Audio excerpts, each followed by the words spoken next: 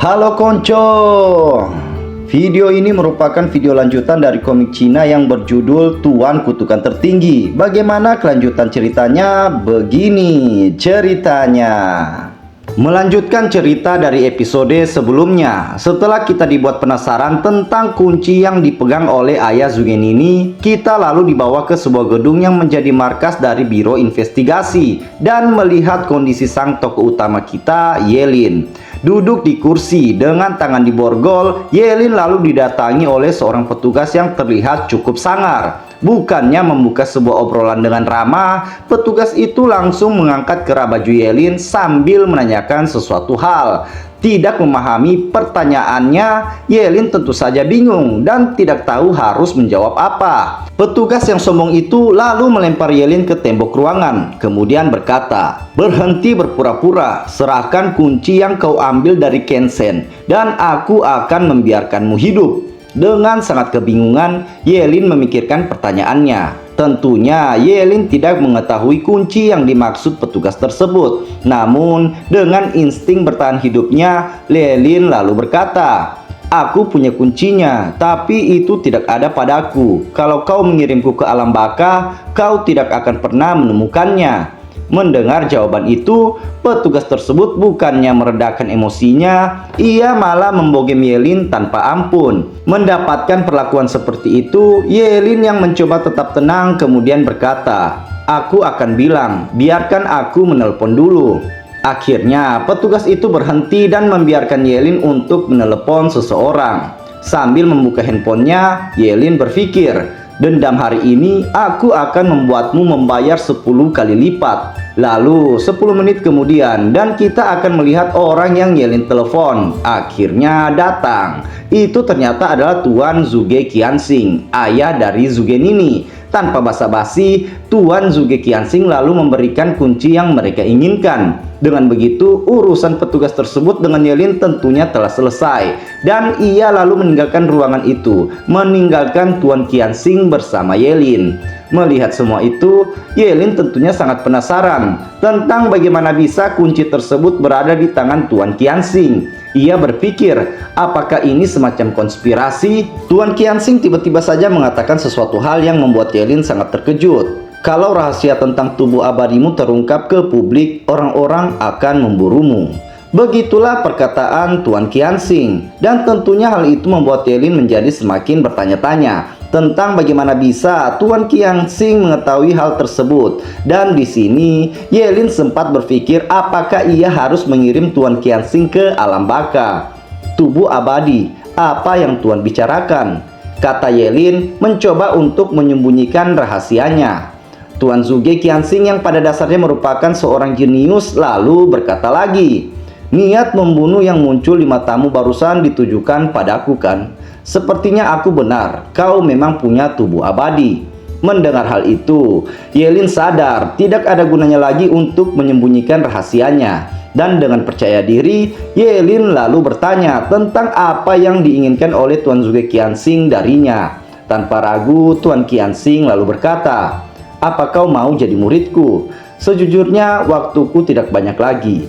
Aku ingin menjadikanmu sebagai muridku sebelum aku pergi ke alam baka. Aku ingin mewariskan sesuatu dan aku ingin kaulah yang melanjutkannya." Mendengar pernyataan tersebut membuat Yelin semakin penasaran. Namun Tuan Qianxing tiba-tiba saja mengeluarkan sesuatu dan itu membuat Yelin terkejut sebab Tuan Qianxing mengeluarkan kunci yang seharusnya sudah ia berikan ke petugas biro investigasi sebelumnya. Tuan Qianxing lalu berkata jika kunci yang ia berikan sebelumnya merupakan kunci palsu dan kunci ini bernama kunci Ancient Apocalypse. Tuan Zhuge Qianxing lalu bercerita tentang fungsi dari kunci tersebut. Menurut legenda, saat Gate Apocalypse muncul, selain membawa monster, ia juga menjatuhkan 7 artefak Ancient Origin. Artefak-artefak itu tersebar di seluruh dunia. Setiap artefak mengandung kekuatan yang tak terbayangkan. Dan kunci Ancient Apocalypse ini adalah kunci untuk membuka gate tersebut. Begitulah cerita singkat dari Tuan Zhuge Qianxing. Merespon ceritanya, Yelin lalu berkata, "Anda kuat dan juga senior saya. Saya ingin menjadi murid Anda, tapi saya tidak yakin apakah saya bisa menyelesaikan apa yang Tuan inginkan." Tuan Qianxing lalu membalas perkataan tersebut. Kenapa kau merendah begitu? Dengan kekuatanmu saat ini, setelah kau masuk akademi tertinggi, aku yakin masa depanmu akan tak terhingga. Baiklah, ada satu hal lagi yang perlu kupercayakan padamu. Belum juga permintaan pertama dikerjakan, Tuan Qianxing justru memberikan pekerjaan lainnya. Walaupun sedikit ragu, Ye Lin lalu menanyakan hal itu. Dengan sopan, Tuan Zhuge Qianxing lalu berkata lagi, setelah aku pergi ke alam baka nanti, tolong jaga niniku baik-baik. Ya, Ye Lin ingin dijodohkan dengan LC kita, Zhuge Nini. Apakah hal tersebut akan benar-benar terjadi? Siapa yang tahu? Jika kalian ingin mendukung perjodohan ini, tulis di kolom komentar. Lanjut ke cerita. Ye Lin yang terlihat sulit menerima permintaan tersebut kemudian berkata jika Tuan Qianxing pasti akan panjang umur. Merespon perkataan itu, Tuan Qianxing berkata lagi, sebenarnya niniku masih punya banyak kelebihan, tapi kalian berdua masihlah sangat muda. Hubungan bisa dipupuk pelan-pelan, tidak perlu terburu-buru. Yang lebih penting sekarang adalah kalian berdua harus mendapat nilai bagus di ujian akhir nanti. Setelah mengatakan hal tersebut, mereka berdua kemudian pergi dari tempat itu. Dan di sini telah terkonfirmasi jika Tuan Qianxing sangat ingin membuat Ye Lin menjadi menantunya. Setelah semua kejadian di gedung biro investigasi, slide memperlihatkan Zhuge Nini yang sangat terkejut setelah mengetahui jika ayahnya telah mengangkat Ye Lin sebagai murid. Tentunya di sini juga ada Ye Lin. Ye Lin lalu berkata, jika kalau kau tidak percaya, tanyakan sendiri ke ayahmu. Bersamaan dengan itu, Tuan Qianxing datang dan ia langsung mengkonfirmasi kebenaran dari apa yang Ye Lin katakan. Bukannya menerima apa yang ayahnya katakan, Zhuge Nini justru malah berkata seperti ini. Apa kepala ayah terbentur tembok? Dia itu Forbidden Curse Master. Dia bahkan tidak bisa hidup lebih dari 25 tahun. Merespon perkataan anak tercintanya, Tuan Qianxing lalu berkata begini, jangan berbicara kasar seperti itu nak. Ye Lin itu sebenarnya cukup kuat dan dia sebenarnya adalah Ling Ye yang selama ini kamu cari. Mendengar perkataan sang ayah, Zhuge Nini tentunya tidak bisa menerima kenyataan itu. Ia lalu berkata lagi, Dia Ling Ye? Yang benar saja, kau tidak hanya pengecut, tapi kau juga seorang pembohong. Aku tidak menyangka bahkan ayahku bisa tertipu olehmu. Aku tidak sulit tinggal di bawah satu atap denganmu. Tunggu saja, aku pasti akan menemukan Ling Ye yang asli dan melepas topengmu itu. Dasar, kau pembohong. Setelah mengatakan semua kekesalannya, Zhuge Nini akhirnya pergi dari sana. Melihat kelakuan putrinya, Tuan Qianxing kemudian menjelaskan tentang sedikit kepribadian putrinya yang memang cukup keras kepala. Kemudian setelah keadaan mulai kembali tenang, Tuan Qianxing mengeluarkan sebuah kotak kecil dan memberikan itu kepada Ye Lin. Membuka kotaknya, itu berisikan sesuatu seperti masker wajah. Ini adalah illusion skin. Selama kau memakainya, kau bisa menyamar menjadi orang lain. Tidak peduli itu suara atau hawa kehadiranmu, semuanya akan berubah. Begitulah penjelasan dari item tersebut. Dan setelah semua kejadian itu, slide kembali berpindah. Kita akan diperlihatkan kondisi lokasi di mana para siswa Akademi Qingcheng tengah berkumpul untuk bersiap mengikuti ujian akhir. Ye Lin yang datang sedikit terlambat kemudian disapa oleh Ling Yu. Ling Yu lalu membahas dan mengkonfirmasi mengenai Ye Lin yang diangkat menjadi murid Tuan Zhuge Qianxing dan insiden tentang Ken Shen. Di tengah pembicaraan itu, Zhuge Nini yang juga ada di sana lantas berkata, Ayahku telah ditipu oleh begundal ini. Mendengar itu, Ye Lin biasa saja, tapi tidak untuk Ling Yu. Dengan nada tinggi, ia berkata, Hei Zhuge Nini, meskipun aku menyukaimu sebelumnya, tapi aku tidak akan membiarkanmu memfitnah bosku tanpa bukti seperti ini. Tidak tinggal diam, Zhuge Nini lalu meresponnya. Ini bukan fitnah.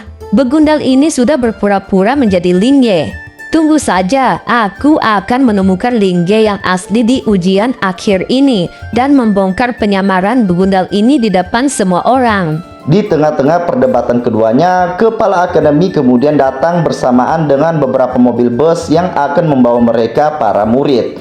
Kemudian setelah itu slide kembali berpindah, atau lebih tepatnya 30 menit kemudian, dan kita akan diperlihatkan gerbang kota Kinceng. Mobil-mobil bus yang membawa para siswa akademi sudah sampai di sana. Di sini kembali Yelin mengingatkan Lingyu tentang rencana yang telah mereka susun. Lingyu, nanti setelah kita keluar gerbang kota, ikuti aku dari dekat. Bertindaklah sesuai rencana awal. Tidak lama kemudian, seseorang mulai memberikan instruksinya. Gerbang akan segera dibuka. Semua kandidat harus melewati gurun tandus sepanjang 10 km untuk memasuki zona ujian.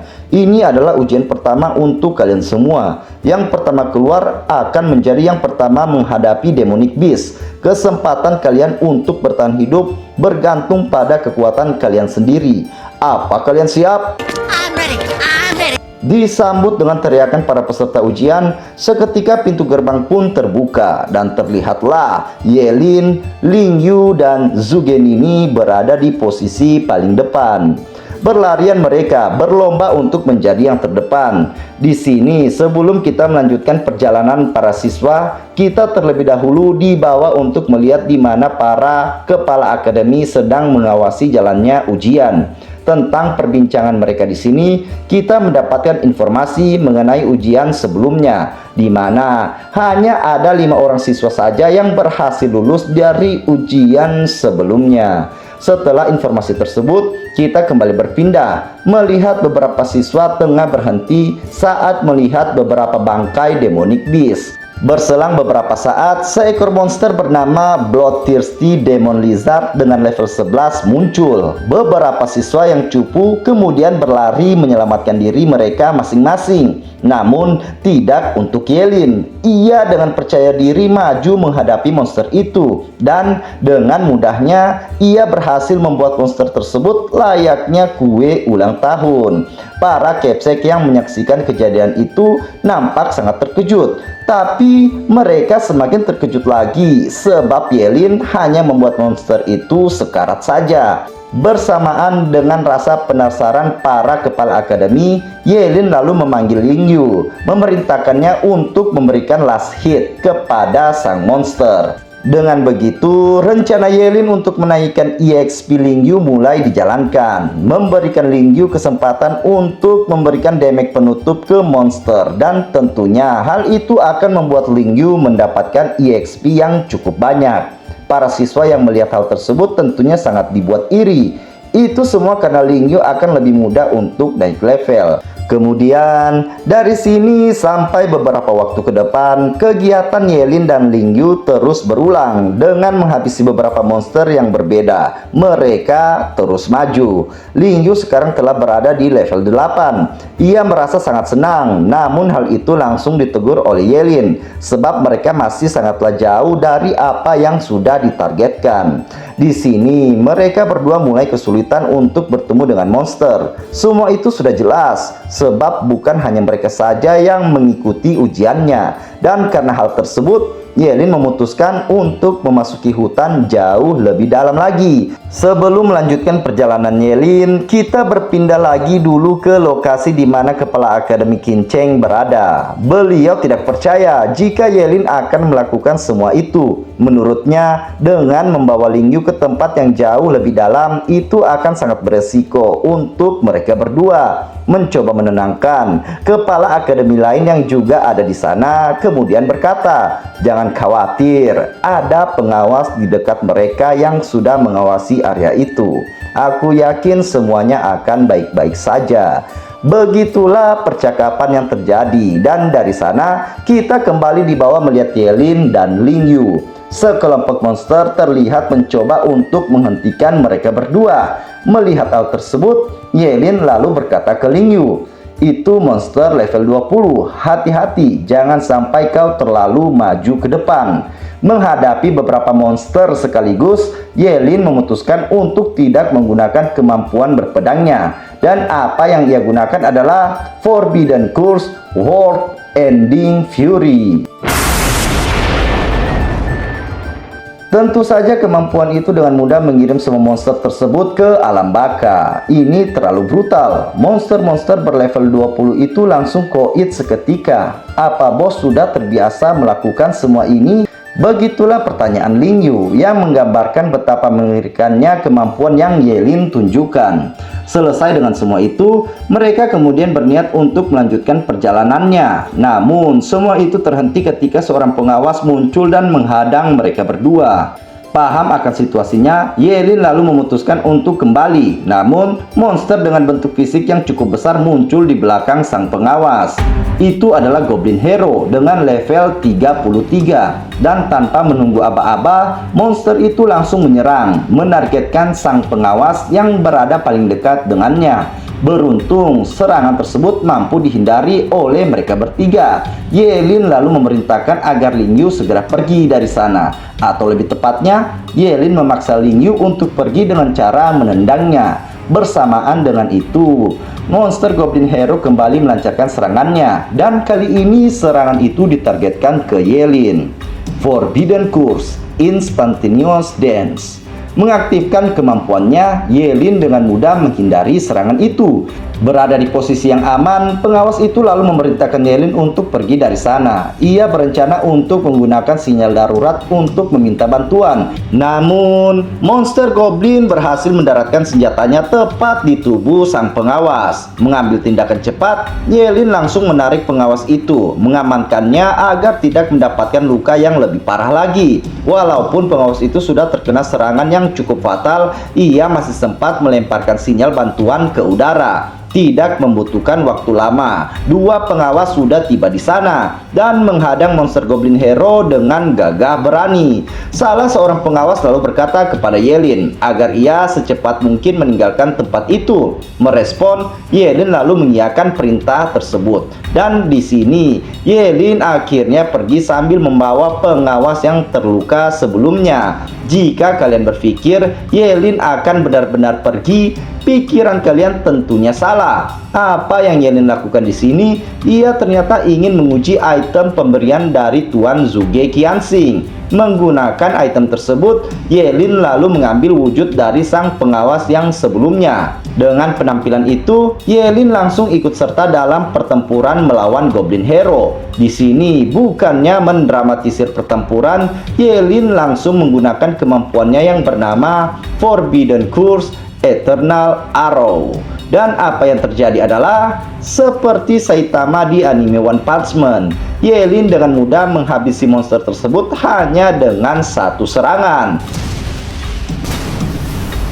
One hit, one kill. Yelin memperoleh 220 EXP dan mendapatkan item yang bernama Talisman of Symbiosis. Melihat kejadian itu, kedua pengawas lalu mendekat dan berkata, "Kau, siapa kau? Dari departemen mana kau? Kau sama sekali tidak membantu. Kau hanya mencuri mangsa kami." Begitulah perkataan mereka. Merespon, Yelin yang menyamar dengan santai lalu berkata, "Aku tidak pernah meninggalkan namaku saat melakukan kebaikan. Kau bisa memanggilku dengan nama Bahlil. Maksud saya kau bisa memanggilku orang baik." Selesai dengan perkataan tersebut, Yelin langsung pergi dari sana, meninggalkan dua pengawas itu yang masih kebingungan. Setelah merasa cukup jauh dari dua pengawas itu, Yelin kemudian berhenti, lalu melepaskan efek dari item Illusion Skin dan berkata, "Karena telah menggunakan banyak energi, aku ingin beristirahat dulu dan akan kembali menceritakan perjalananku di episode selanjutnya." Oke konco, begitulah cerita di episode kali ini. Saya harap kalian suka dan saya berharap kalian bisa bersabar menunggu video selanjutnya di upload. Tenang saja, saya akan berusaha untuk setiap hari upload, jadi mohon dukungannya dengan cara yang tentunya sudah kalian tahu. Oke koncoku, terima kasih sudah mau mengklik video saya. Terima kasih atas waktu kalian yang sangat berharga. Maaf jika masih banyak kekurangan dari video saya. Tetap sehat untuk kalian semua tentunya. Dan begitulah ceritanya. Alhamdulillah, selesai lagi satu. Assalamualaikum.